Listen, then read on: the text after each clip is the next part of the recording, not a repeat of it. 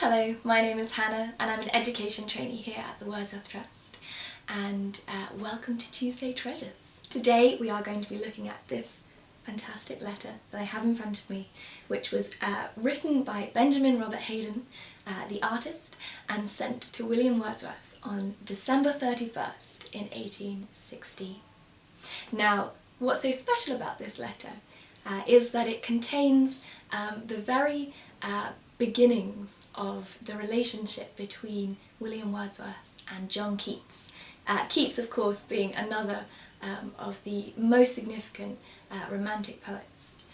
And Keats was much younger than Wordsworth was, but he admired him greatly. Wordsworth is one of the most formative influences on Keats's work, especially of his contemporaries.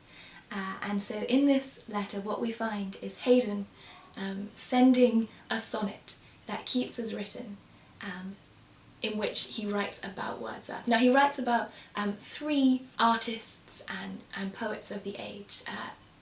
Haydon is one of them, as is Leigh Hunt, another poet that Keats knew. They both live in London at this time, and Keats has met Hunt as he has met Haydon, and both of them have become, in one way or another, a kind of mentor to him. But Wordsworth he has only encountered through his poetry. And so he writes this sonnet about these three incredibly important influences on him. And Wordsworth is the first one that we see. And I'm going to read you the sonnet in its entirety, so you get the sense of Keats's exuberance. So here is the sonnet as it appears in the letter to Wordsworth. Great spirits now on earth are sojourning, he of the cloud, the cataract, the lake, who on Helvellyn's summit, wide awake, catches his freshness from archangel's wing. He of the rose, the violet, the spring, the social smile, the chain for freedom's sake, and lo, whose steadfastness would never take a meaner sound than Raphael's whispering. And other spirits there are, standing apart, upon the forehead of the age to come. These will give the world another heart, and other pulses. Hear ye not the hum of mighty workings? Listen a while, ye nations, and be dumb. So that's the sonnet, and I hope you noticed where we find Wordsworth in this sonnet. Of course he is the first to be mentioned, he of the cloud, the cataract, the lake. Now none of the people that Keats is talking about in the sonnet are named, but he uses this coded language so that we understand who is being spoken about. And we have Wordsworth, of course, in the sublime landscape of the Lake District, amongst the clouds, the cataracts, the lakes. Indeed, on Helvellyn's summit, one of the highest mountains in the Lake District, that's where we find Wordsworth. And there's a certain divinity to his poetry in Keats's mind, and this idea that he might catch his freshness from archangel's wing. So that's the sonnet that Keats wrote. And what's really interesting about this is that he had been to visit Haydon and spent the evening with him on the 19th of November in 1816.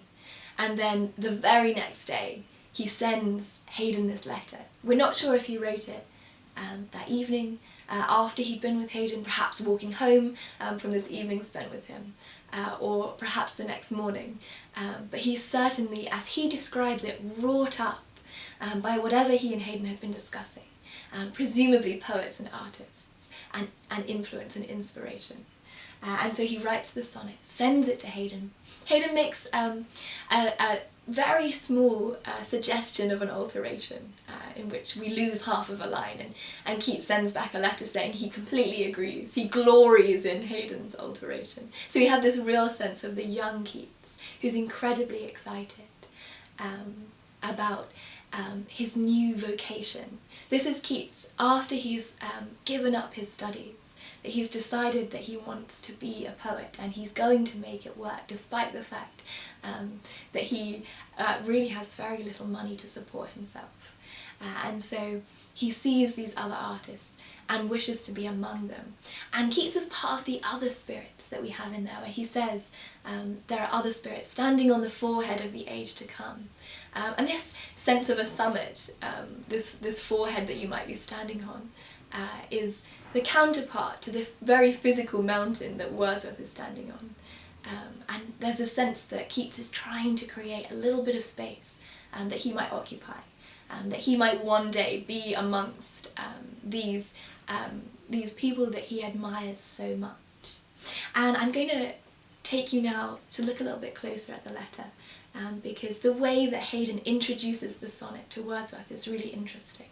And we find actually that despite the fact that Haydon promises to send the sonnet to Wordsworth, it actually takes him over a month to send the letter to Wordsworth. So we have this letter being written on the 31st of December in 1816. If you remember, Keats has sent the sonnet on the 20th of November, but Haydon does eventually get round to it. He, like Wordsworth, isn't known for being the most reliable when it comes to writing letters and to responding to letters, but we'll take a little bit of a closer look at what he says. So here is the letter from Haydon. And it begins with an apology for not sending something to Wordsworth that he wanted to. And perhaps this is the reason why it's taken him so long to send the sonnet that Keats has written, because he wanted to send something of his own at the same time. But he says, we're going to start here, he says, "I copy out a sonnet by a young poet, Keats, addressed to me, but beginning with you. I should wish very much to know what you think of it. He promises a great deal, and said in a letter to me when I promised to enclose it to you, the idea of your sending it to Wordsworth puts me out of breath. You know with what reverence I should send my well wishes to him."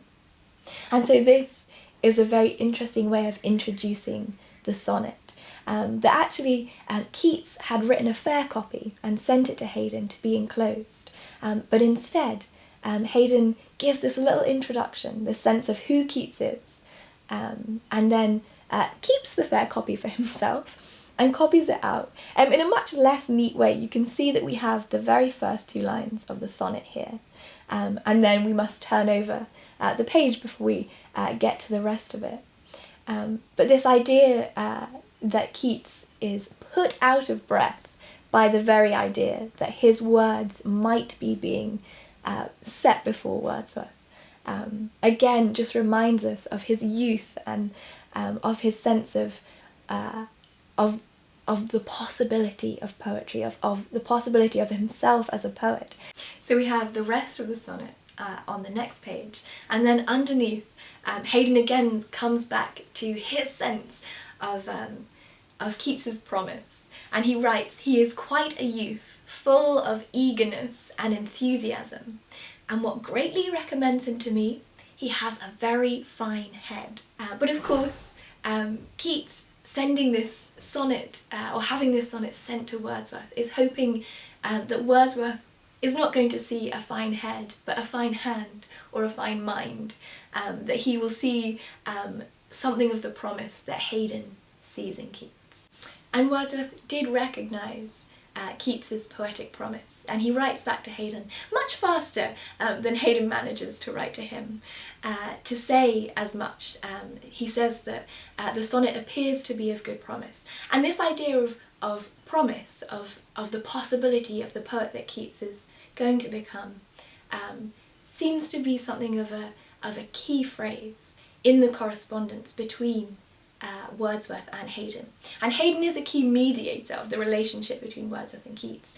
He'll be there on the most significant occasion that Wordsworth and Keats meet in London in 1817 at what's known as the Immortal Dinner, in which Haydon invites his literary friends to this incredible evening in which poetry and art will be discussed. And in 1820, Keats is again brought before Wordsworth's mind, and he writes to Haydon in January 1820 to ask, how is Keats, a youth of promise too great for the sorry company he keeps?